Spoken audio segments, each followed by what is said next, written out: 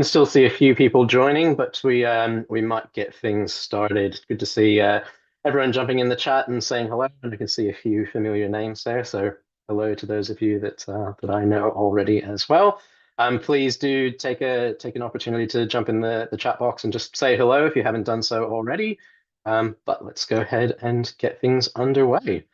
I think we've probably given everyone enough time. Might be a few people still out there grabbing a cup of tea or something like that. But yes, thank you to everyone for joining us today, and welcome to our latest webinar, which will be an introduction to online wills and bequests.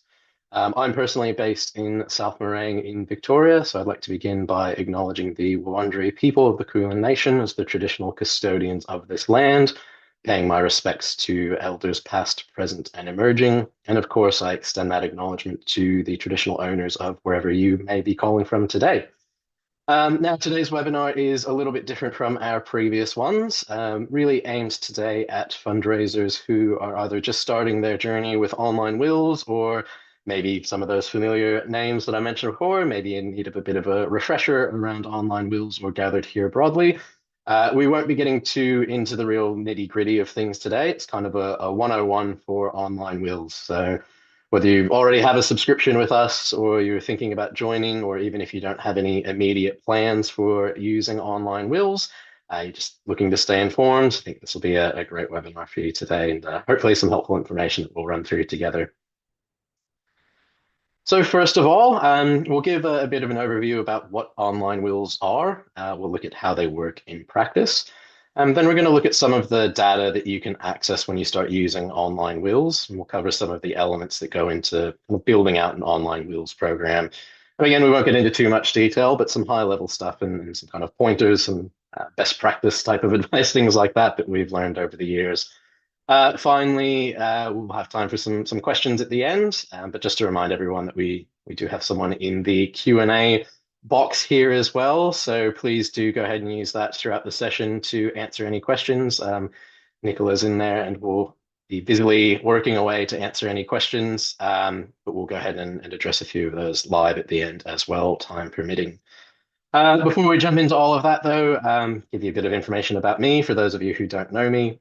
Adam, I'm the head of partnerships at Gathered Here. My role is really about educating charities and nonprofits about online wills.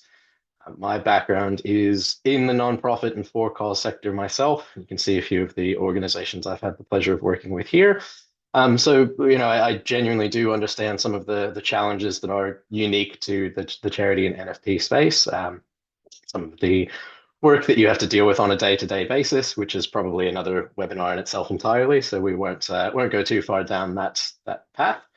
Gathered Here, we are a for-purpose organization. It's really important for us that we're a supportive partner to the NFP organizations that we're working with. Obviously, we're providing a product and a service, but we do genuinely care about building a real relationship with our partners and helping them to get the most out of online wills, whatever that may look like for the specific organization. Enough about me, though. Let's have a quick look at Gathered Here. So Gathered Here, we have had the pleasure of being the online wills platform that over 90,000 people have chosen to use to complete their wills since we launched our platform. Importantly, each and every single one of those wills has been completely free. Will writers have been very happy with that service, which is always great to see. Our average review rating is 4.9 stars out of 5, and we have over 4,000 five-star reviews from verified will writers. On top of offering free online wills to people in Australia and New Zealand, we also partner with charities to help them receive some gifts and wills through those online wills that we provide. Additionally, we provide data to charities about the people pledging those gifts and about the gifts themselves. It's a very popular offering, excuse me. We are currently working with over 850 different organizations, and that's across every state, every size, every cause area you can imagine. And I genuinely mean that.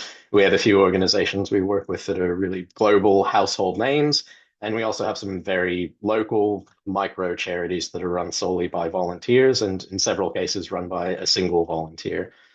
We're able to support those smaller charities as well because we do have a completely free pricing tier alongside our paid options. I can talk a bit more about that later, but I just wanted to really put everyone's mind at ease that no matter what your budget is, even if that budget is $0, you can use online wills and you can benefit from this webinar today. But back to the stats, and we'll finish off with a big one here.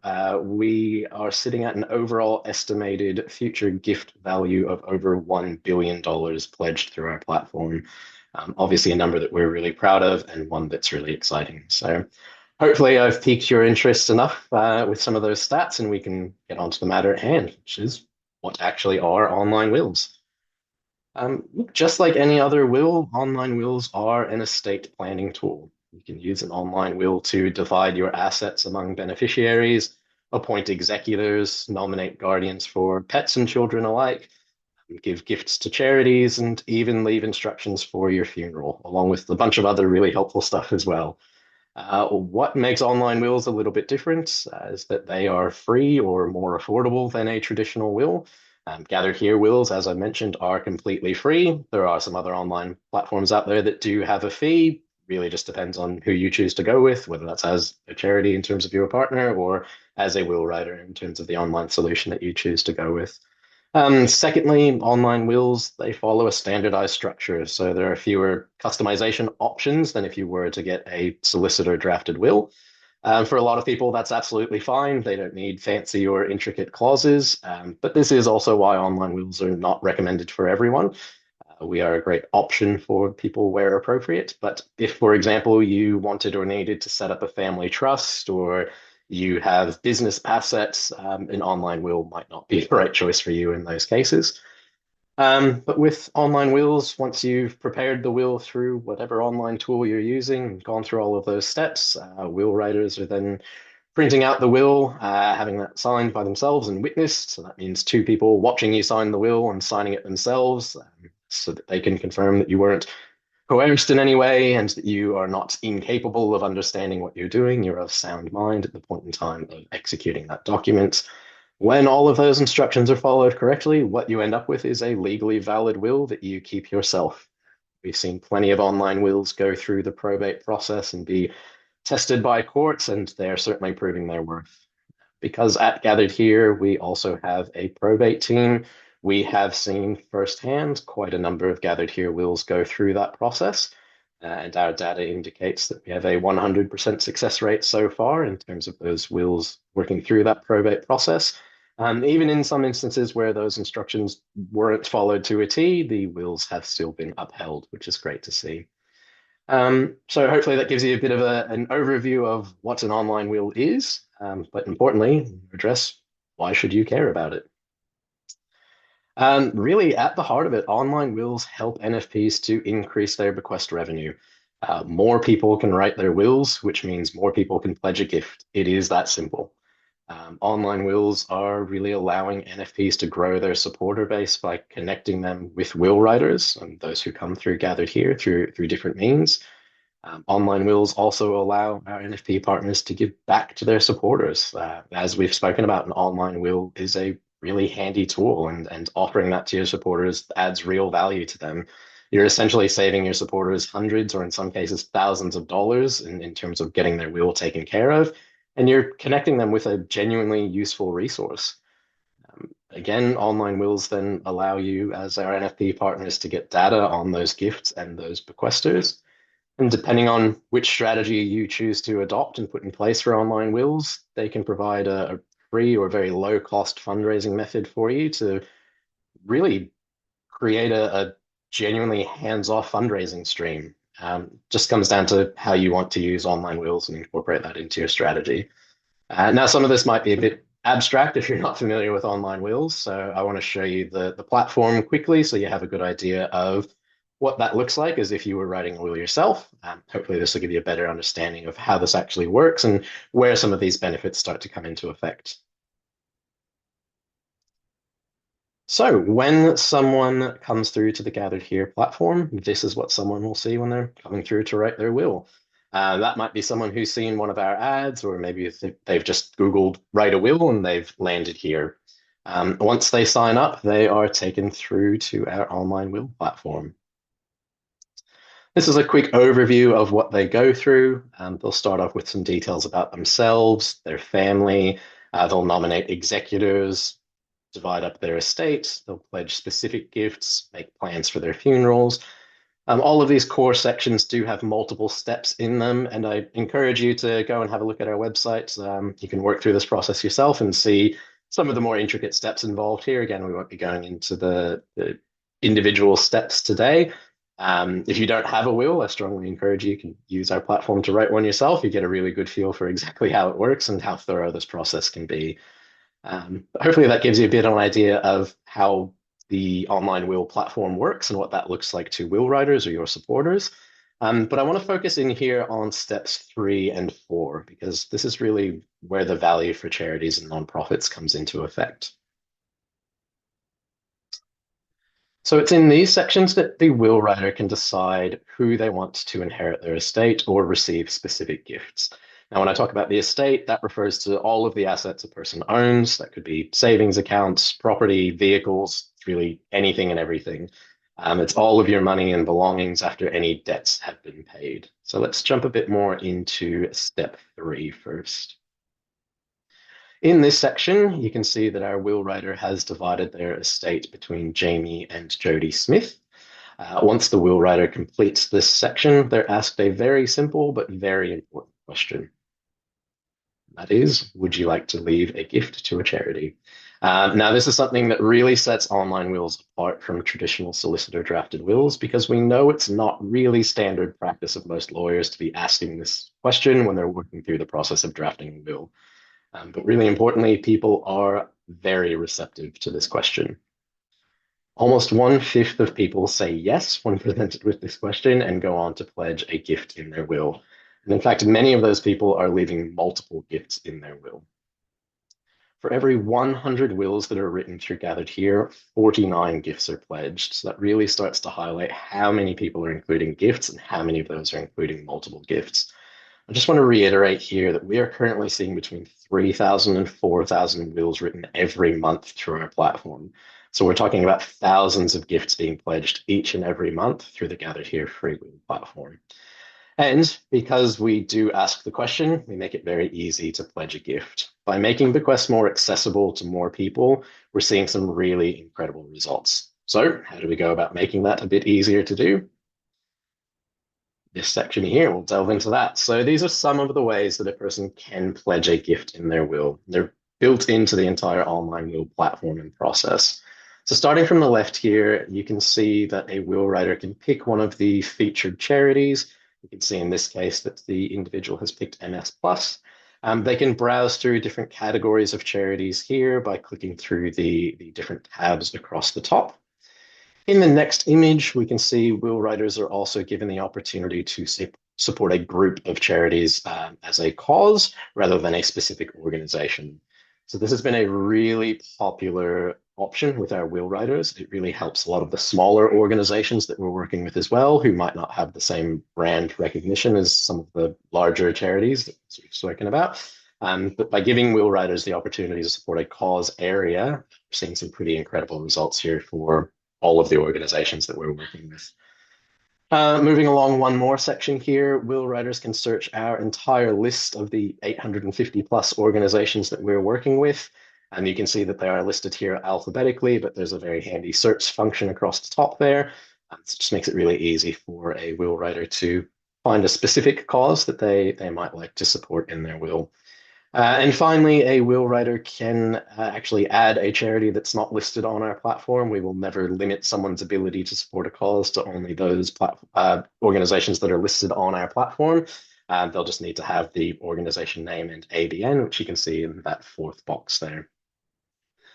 From here, once a will writer has selected a charity or charities that they would like to support, they'll need to decide what percentage of their estate they would like to leave to those organizations. And if we look at that first box again, we can see that our fictional will writer here has pledged to leave a gift to MS Plus, because that's the box that they've ticked here. So from there, the will writer will start to divvy up their estate. And we can see that in this case, the will writer has split their estate between Jamie and Jody Smith, and they've left a 5% gift to MS Plus as well. We've designed the platform to put these percentage gifts or these residual gifts first. We know that they're generally higher value compared to some of the other gift types. So we like to encourage those gifts as the priority in the will writing process. By doing this, we can see that this is the most common form of giving, which is great to see. It's 81% of all gifts pledged through Gathered Here are these residual gifts. And as you can see on the right-hand side here, not only is it a high volume of those gifts coming through, but the value of these gifts is substantial as well. 11.5% is the average residual gift size that we're seeing come through. And based on some data that we have available around the average estate size, that sits at around $76,000 in terms of future bequest revenue there. However, this obviously isn't the only option for leaving a gift. We go back to section 4, you'll see here that will writers also have the option to pledge specific monetary gifts or personal items as well. It's around 18% of all the gifts that we see coming through our platform are these specific monetary gifts. The average amount here is a bit over $8,000. Now, look, obviously, compared to that 11.5% of the estate gift that we've seen, that is going to be a decrease in the case of most people's estates. But we know that every gift does make a really big difference. We certainly don't turn our noses up at the $8,000 gifts that are coming through. But as I mentioned, really nice to see that the majority of gifts are those higher value residual gifts. With personal item gifts, we're only seeing around 1% of these types of gifts coming through. They do vary quite a bit. We've had everything from real estate and luxury cars through to original artworks and sporting memorabilia. There've been some really interesting gifts that have come through there. But again, making it a very small percentage of the gifts being left through the platform. Now, as you've probably picked up across the course of these last couple of slides that we've looked at, we do have a lot of data around online wills and digital bequests. When you do come on board as a partner with Gathered Here, you get access to what we call our Gift in Wills Management platform, which admittedly is a bit of a mouthful, so we just shorten that to the GMP. And access to the GMP gives you access to a bunch of data at your fingertips. It's information around the people who are supporting your organization and the gifts that they're pledging. So we'll jump into that a little bit here to give you a good idea of kind of how the GMP works and what that might look like for you. So you'll have access to this dashboard, which will tell you really your estimated future revenue as kind of an overview. It gives you an average gift value as well as a visualization here of when these gifts are being pledged. You'll also be able to see how many accounts and wills have been created and those kind of conversion points as people work through the will writing process here. Gives you an idea of wills that haven't been completed yet. So there's people who might have started that process and they might be coming back later to actually finish up writing their will. We then move into a bit more of an in-depth breakdown. So you'll have access to information around the gift type, demographics of who's supporting you, so information like their age, their location, whether they have children. You'll also be able to see the channel that gifts were pledged through. So that might be the public wills platform. It might be your private version of the wills page.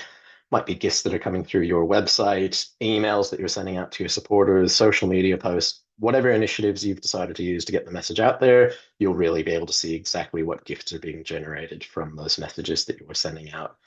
You get so much data at your fingertips here, so you can really start to make some strategic decisions around your bequest program. And that's a big part of what we've aimed to achieve with the GMP and the data we've made available here. We want you to have the information to make some data-driven decisions around your bequest initiatives. Importantly, you also get a lot of information about the individuals themselves, not just the gift. So when someone does choose to pledge a gift in their will, there's an extra step in the will writing process that they're presented with here, just the box on the left-hand side, just where they can choose if they're happy to share their personal information with any organizations they've chosen to include in their will. Now, when they opt out, charities do still get the date that the will was completed, as well as the gift type and amount. You'll also still be able to see the age bracket of the individual, as well as the campaign and channel that generated that gift. So we'll share as much information with you as we can while being respectful of the individual's privacy wishes. Obviously, we can't share their more personal details without their consent. However, if they do opt in to share their info, and we do see around 50% of people opting in, Charities then get access to all of that information we've spoken about already, and then full name, address, email address, phone number. You can contact this person through any of those methods, whatever is in line with your sort of stewardship strategy. You'll also be able to see their date of birth, marital status, and parental status. So you'll have a really good idea of who this person is and some specifics about them. Means you can add them to your own databases and include them in your stewardship journeys to really start building and nurturing that relationship. Again, considering we have 3 to 4,000 wills written every month through our platform, that's a lot of eyes on your organization and a lot of potential new supporters that you start to get this information from. On top of all of this personal data that you get for your organization, we also work really hard to share the data that we have from across the board from all of the different charities that we're working with. A really big part of what we like to provide is insights into that data. And we're in a unique position to have some really powerful insights from hundreds of different organizations, all running different campaigns. Um, and some of that information can be really helpful for you as well.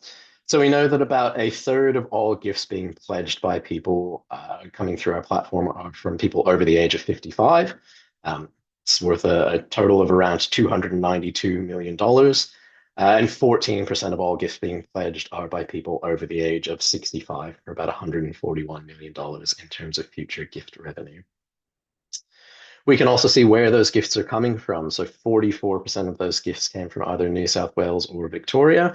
17% of those gifts came from New Zealand. And I know we had a few people joining the call today from New Zealand. So always great to see you guys joining as well. And yeah, really good to see the volume of gifts that are coming through from New Zealand here. From there, we can get into some more specifics here. So we can start to see gifts were split almost exactly evenly between people who were parents and non-parents. The value of those gifts did lean heavily on non-parents, which generally not a surprise. I think most of us kind of expect that.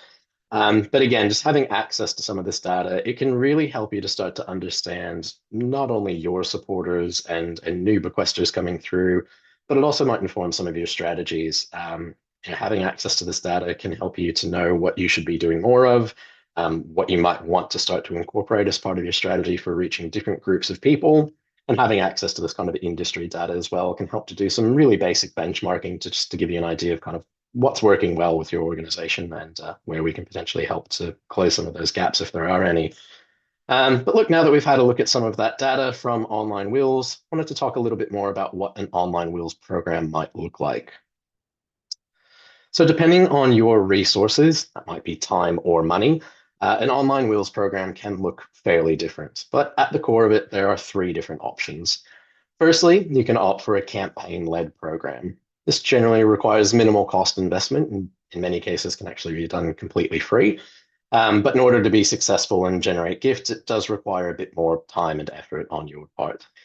This approach really relies on converting your existing supporters into bequesters. And that might be done in any number of different ways. We've spoken about a few already, but things such as EDMs, social media posts, leaflets, things like that. So essentially, you're reaching out to your existing supporters and offering them an opportunity to pledge a gift in their will. So that's one option. The second option is more of a passive one and utilizing the Gathered Here platform as a passive stream. Now, this requires absolutely minimal time investment from you and your team, but it does require more of a financial investment. Essentially, you can invest in advertising space in an online will platform in order to reach new supporters. And it's more or less a set and forget sort of option for you. You invest the financial commitment into the platform, and we do the work for you there. There is then, of course, a third option, which is a combination of both campaign-led fundraising and that passive fundraising. Generally speaking, the organizations we're working with that adopt the sort of blend here are seeing the best results. That's a bit of a sweeping statement. There are obviously outliers there on both sides, but generally speaking, combining these two methods, you're going to see pretty positive outcomes across the board. But let's delve a bit more into the campaign-led programs first. So with these campaign-led initiatives, you're really relying on converting your existing supporters into bequesters. We can help you to do that in a few ways, so you won't be on your own by any means. When you join Gathered Here, the first thing that happens is we'll set you up with a custom landing page. You can see a few examples here from a few of our partner organizations, WWF, Greenpeace, and UNICEF. Now, everyone gets access to one of these pages, regardless of whether you join as a free member or a paid subscriber. And you can play around with this page as much as you'd like. You have full control of updating this as quickly and as often as you would like. It's your tool to speak with your supporters. We want to make sure that you have access to make updates as you want and need. We have some partners here who do choose to change their imagery and messaging on, maybe a seasonal basis or in line with other campaign initiatives that might be running at any point in time. Other partners largely keep this the same as when it was first set up. There's really no right or wrong of this. It's completely up to you. The goal here with this page is really to share with your supporters, highlight some of the amazing work that your organization is doing and really reinforce some of the messages around that legacy giving, highlighting the types of programs or support that will be offered based on those gifts that are coming through. Once an individual then comes through to the online will platform, there's an important difference when they click through a link that you're sharing with them as opposed to one of the links that they're clicking, again, from maybe just Googling online wills and coming to Gathered Here that way. They'll see all of those options that we went through before, but there's also an extra box here in the gift pledging section, which is outlined here in yellow just to make it easy to see. And this is what we call our pinned location. So on your own page, this is going to highlight your charity, which makes it super easy for the will writer to tick a box and pledge a gift. Importantly here, there is no limit to the number of gifts you can generate from the pinned location, nor is there any cost or fee whatsoever to gifts being generated through this avenue here. And again, this really highlights the importance of getting as many of your supporters to click through your bespoke landing page as possible. The more people you get clicking through, the more gifts you'll generate. So how do we actually do that? What are our suggestions around sharing the word with your supporters? We've talked about a few, and look, there are a bunch of different ways you can start to share this page. Adding a link on your website, putting a QR code in welcome packs that you're sending to new supporters when they sign up, and sending EDMs promoting free online wills, adding information to monthly newsletters or social media posts. The list really goes on and on. But essentially, the more people you can get the link out to, the faster you'll start to see these bequests coming through from existing supporters. As you've probably noted, though, doing a lot of this does take time and effort. Not only that, but you're oftentimes at the mercy of marketing and comms calendars, which I know can often be the hardest part of getting a message out to your supporter base. So we'll have a look at the other option as well, which is passive fundraising. So again, passive fundraising, this is really where you let the platform and Gathered Here do the work for you. Instead of relying on your own supporter base to write wills and pledge gifts in those wills, you can advertise to what we call high intent will writers. And those are the people that are actively coming to Gathered Here in search of an online will solution. There's around 3,000 of these people each and every month. So you're putting your organization in front of thousands of potential new supporters each and every month. And critically, by doing that, you're putting your name in front of them at the point in time where they're making decisions about their legacy. How does it work? Well, with the passive fundraising, you pay to have your organization listed in these high visibility areas of the platform. How much is the obvious question there? And the answer to that is it's really entirely up to you. The way this works through our platform, you purchase what we call credits. Credits guarantee you visibility, and you'll remain visible in these sections until a gift is pledged, and then that credit is used up. If you purchase 10 credits, you stay visible until 10 gifts have been pledged. There's no time expiration or number of view metrics that you need to worry about. So when you're purchasing this advertising space, you know with absolute certainty that it will result in a pledged gift. Now, the obvious follow-up question from here is, how much do the credits cost? One credit costs $179 plus GST. The average return on investment here is phenomenal. We've highlighted some of the averages already, but again, just to reiterate, the average monetary gift that we see coming through is a bit over $8,000. The average residual gift that we're seeing come through is over $76,000. I would say a pretty good investment for, pretty good return for a $180 investment. Hopefully, most of you would agree with that as well. Importantly, you'll be able to keep a really close eye on how that advertising is working for your organization because it's all tracked entirely separately through the GMP. In the screenshot here, this is a real example from a medium-sized animal charity that we work with based up in Queensland. We know that they've spent a total of around $20,000 on advertising and annual subscriptions with Gathered Here over the span of 2 years. And as a result, they've generated 96 gifts worth an estimated future value of $2.3 million. We can also see here the average gift value, which is around $24,500.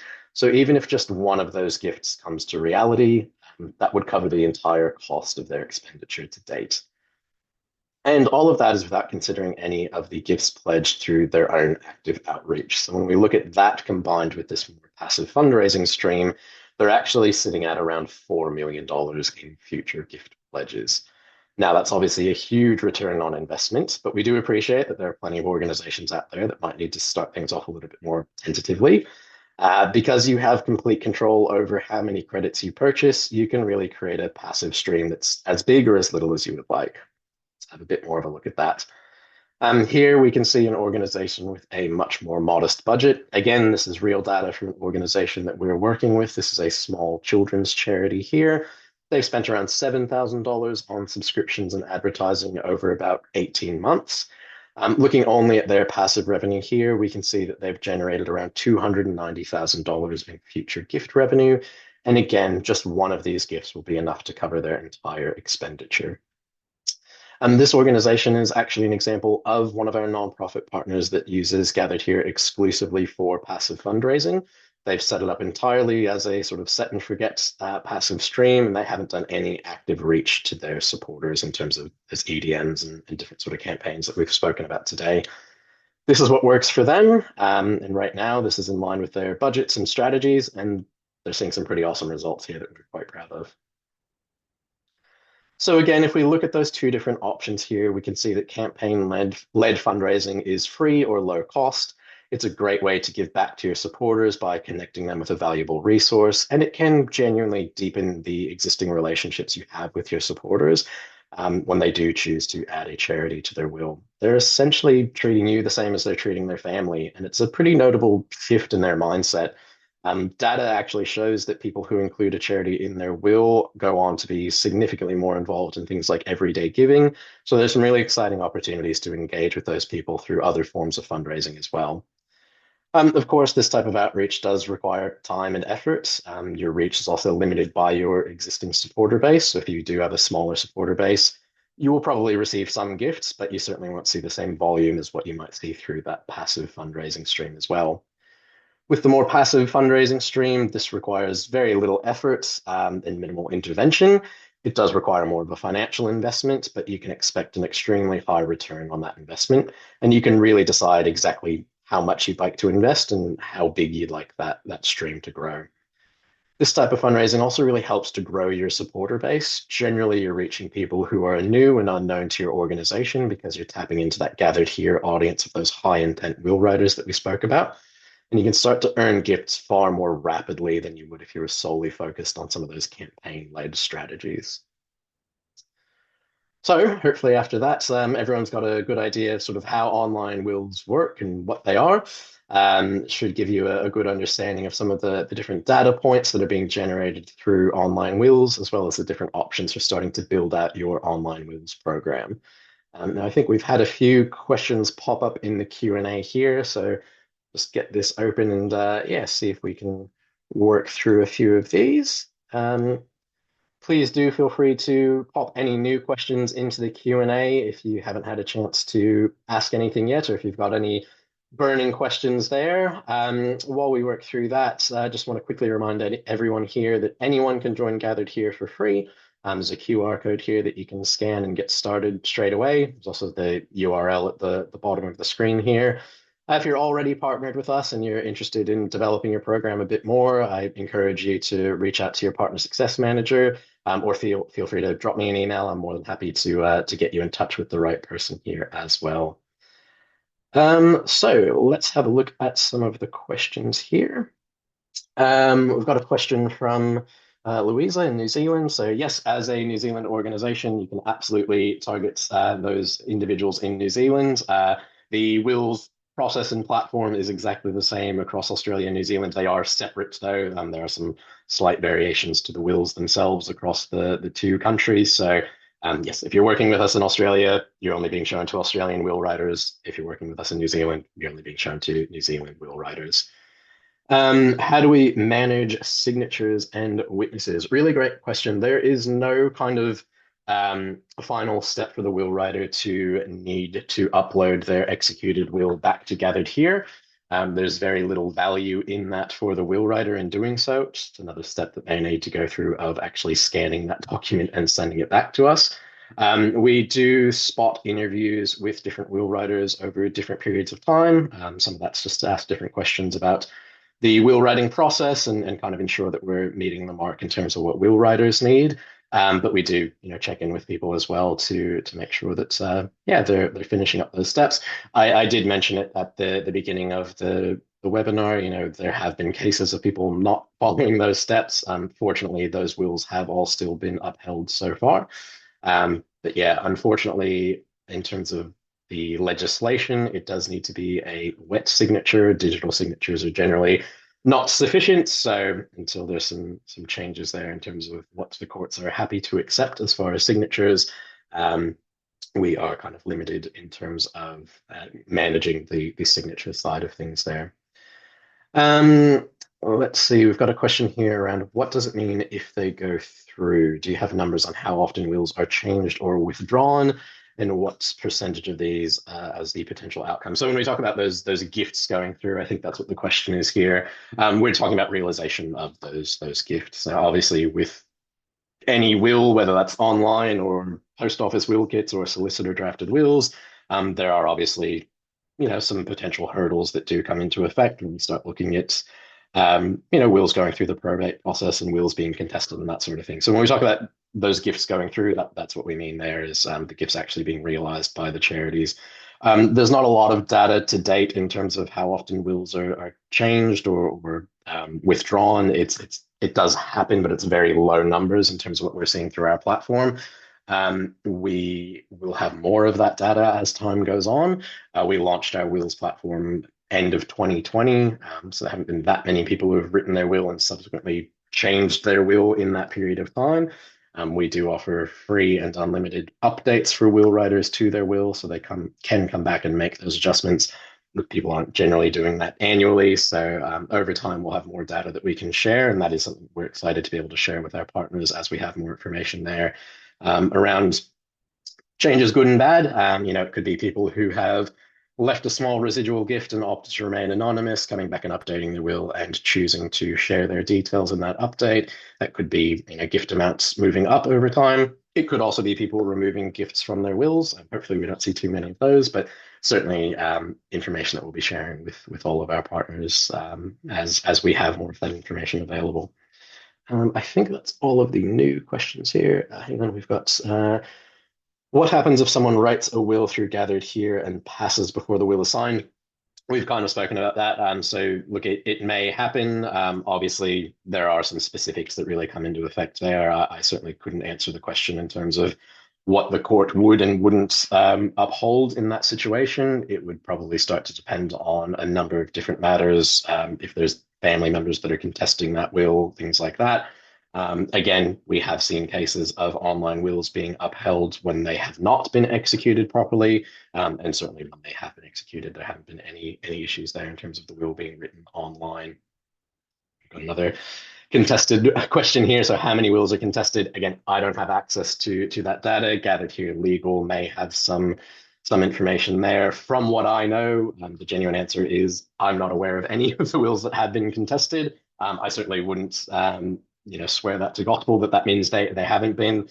It would be sitting with Gathered Here Legal. If the executors chose to come back to Gathered Here Legal for probate, which there's no requirement necessarily for them to do so.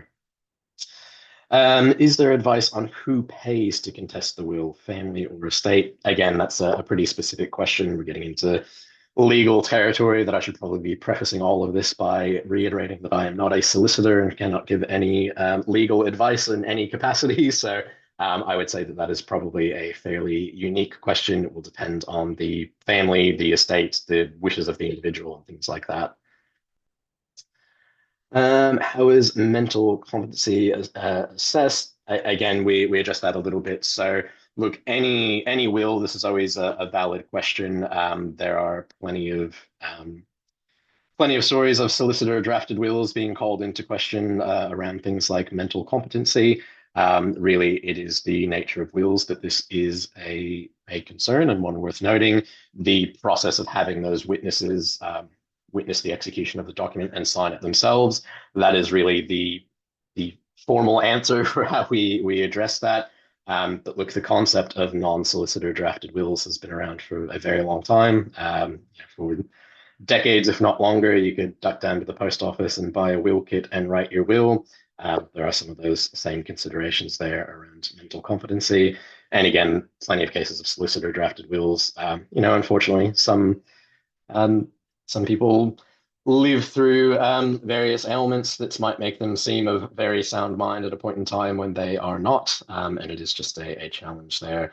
I mentioned before, through our platform, it is free and unlimited updates for life for any will writers, and that for us is one of the really important things when we start talking about people's, mental competency and changes to their wishes by making the updates and changes to the will more accessible. We feel that we're really giving people the opportunity to make changes if they need to, whatever they might be working through in their lives, whether that's changes in personal circumstances or otherwise.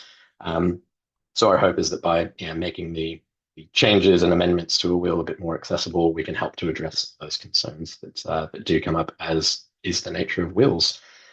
Perfect. I think we've worked through the queue here of questions. So if anyone does have anything else that they'd like to add in, please feel free to pop that in before we finish up today. But I can't see any other questions here now. So as my parting gifts to everyone on the call, I'll give you all 15 minutes or so back in your afternoon, which is generally not a bad thing. So thank you to everyone for joining us today. Please do reach out if you do have any other questions. I think we'll be circulating a recording of the session soon. But yeah, if you're working with us already, as I mentioned, if you'd like to chat with your partner success manager, feel free to reach out to them or myself, and I can put you in touch with them. If you have any questions around joining Gathered here, my details are here. I'm always happy to have a chat and take you through things in a bit more detail. But yeah, we'll go ahead and wrap things up. So thank you again to everyone. Have a lovely afternoon, and yeah, hope to hear from you soon.